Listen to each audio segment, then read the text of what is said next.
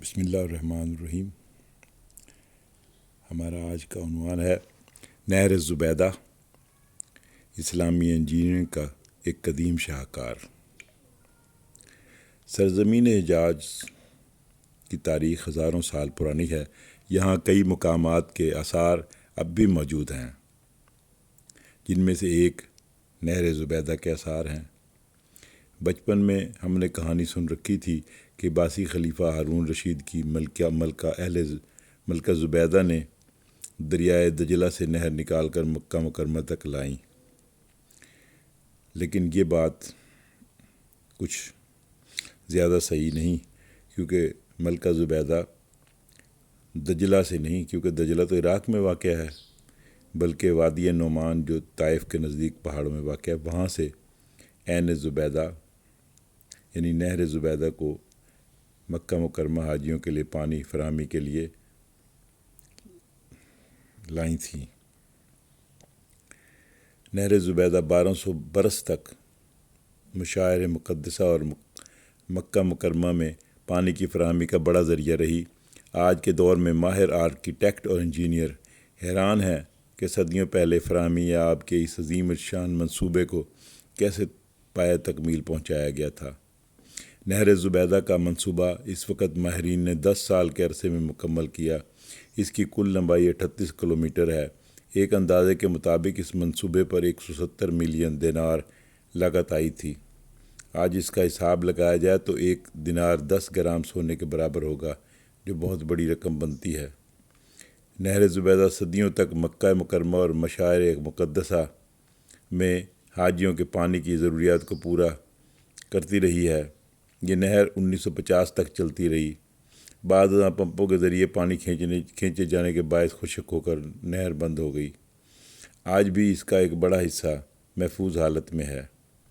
1926 میں سعودی عرب کے شاہ عبدالعزیز نے نہر زبیدہ کی بحالی کے لیے مصری ماہرین کو بلایا۔ انہوں نے 9 جنوری 1927 کو کام مکمل کرنے کے بعد رپورٹ پیش کی۔ اس رپورٹ کی ایک کاپی اردو نیوز کے پاس موجود ہے، جس میں نہر زبیدہ کی تاریخ، مکہ مکرمہ تک پانی کی فراہمی اور نہر کی اصلاح و مرمت اور دیگر معلومات کی تفصیلات موجود ہیں۔ نہر زبیدہ کی تاریخ کیا ہے؟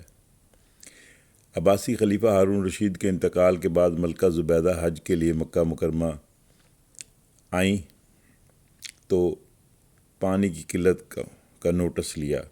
بغداد واپسی پر ماہرین انجینئرز اور آرکیٹیکٹ کو بلا کر مکہ مکرمہ میں پانی کا مسئلہ حل کرنے کا حکم دیا۔ ماہرین نے ملکہ کو سروے کے بعد رپورٹ دی کہ نہر کی تعمیر کا کام انتہائی مشکل ہے۔ تاریخ کے حوالوں سے ہمیں ملکہ زبیدہ کا یہ یادگار اور تاریخی جملہ ملتا ہے کہ ہر قیمت پر نہر کی تعمیر کی جائے، خواہ ہر کدال کی ضرب پر 1 دینار ہی کیوں نہ دینا پڑے۔ مکہ مکرمہ کے قریب وادی نعمان سے پانی لایا گیا۔ اس وقت کے انجینئرز نے سروے کے بعد وادی نعمان سے میدان عرفات اور پھر مکہ مکرمہ تک پانی کی فراہمی کا فیصلہ کیا۔ اس وادی میں بارش اور پہاڑوں سے پانی آنے کے باعث زمین میں پانی کے لیول زیادہ تھا۔ عرفات سے 10 کلومیٹر مشرق میں طائف کی طرف جبل کرا کے دامن میں وادی نعمان واقع ہے۔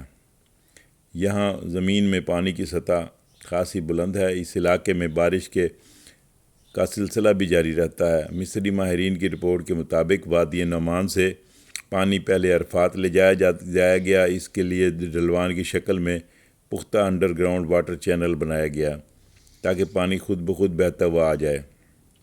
پانی کا لیول یکساں رکھنے کے لیے کہیں یہ چینل نہر زمین سے اوپر اور کہیں زمین کے نیچے ہے۔ چینل کو پتھر اور چونے کی مدد سے پختہ کیا گیا تاکہ زمین سے حاصل ہونے والا پانی دوبارہ جذب نہ ہو جائے، یعنی پوری نہر زبیدہ کو خواہ وہ زمین کے اوپر ہے یا اندر پتھروں کو چونے سے جوڑ کر پلاسٹر کیا گیا۔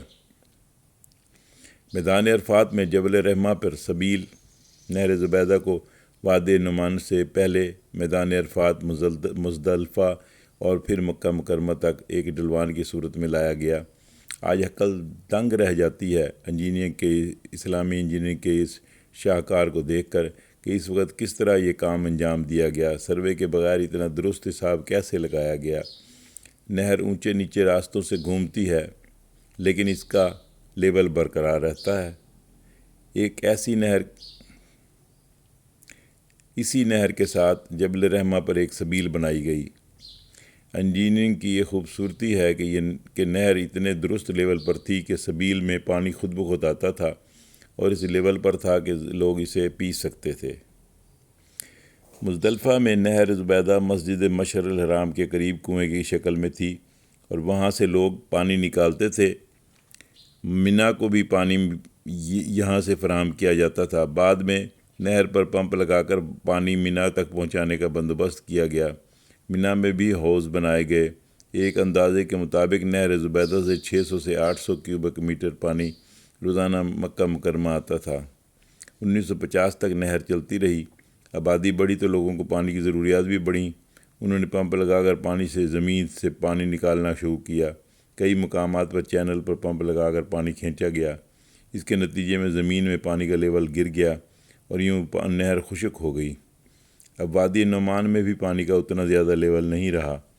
نہر کی بحالی کا منصوبہ نہر زبیدہ کے تاریخی ورثے کے تحفظ اور بحالی کے لیے مکہ مکرمہ کی میونسپلٹی نے کام شروع کر رکھا تھا۔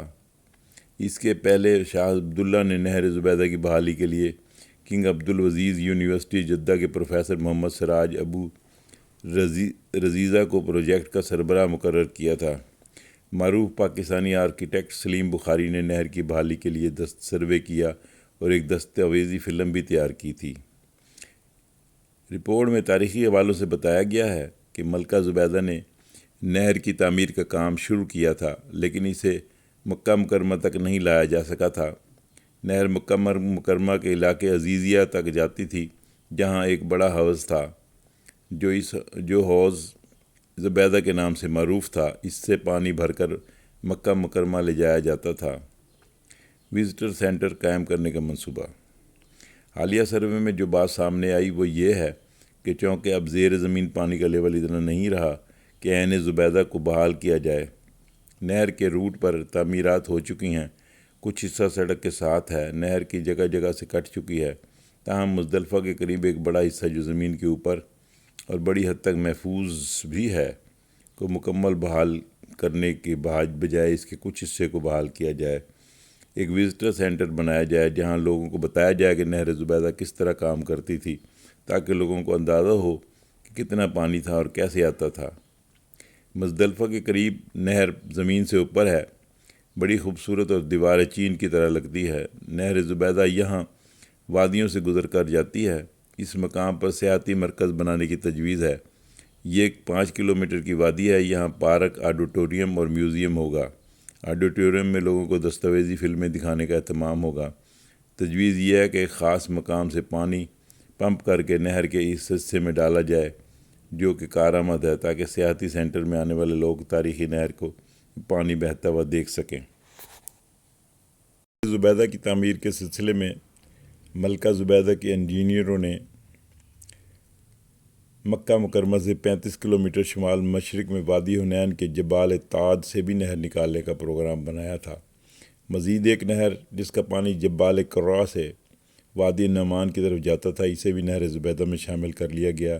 یہ مقام عرفات سے 12 کلومیٹر جنوب مشرق میں واقع تھا۔ علاوہ ازیں مینا کے جنوب میں صحرا کے مقام پر بئر زبیدہ کے نام سے موسوم ایک تالاب تھا جس میں بارش کا پانی جمع کیا جاتا تھا۔ اس سے بھی 7 مختلف کاریزوں کے ذریعے پانی نہر میں لایا جاتا تھا۔ پھر وہ ایک چھوٹی نہر مکہ مکرمہ کی طرف اور ایک میدان عرفات میں مسجد نمرہ تک لے جائی گئی تھی۔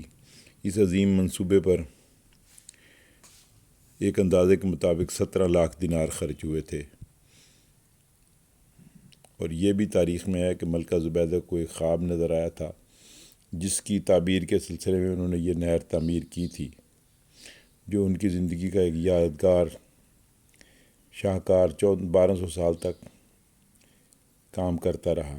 زبیدہ نے پانی کی قلت کے سبب حجاج کرام اور اہل مکہ کو درپیش مشکلات اور دشواریوں کا اپنی آنکھوں سے مشاہدہ کیا تھا تو بعد ازاں مکہ میں ایک نہر بنانے کا فیصلہ کیا تھا۔ اس سے پہلے وہ مکہ والوں کو بہت زیادہ مال و زر سے نوازتی رہتی تھی اور حج و عمرہ کے لیے مکہ آنے والوں کے ساتھ اس کا سلوک بے حد فیاضانہ تھا۔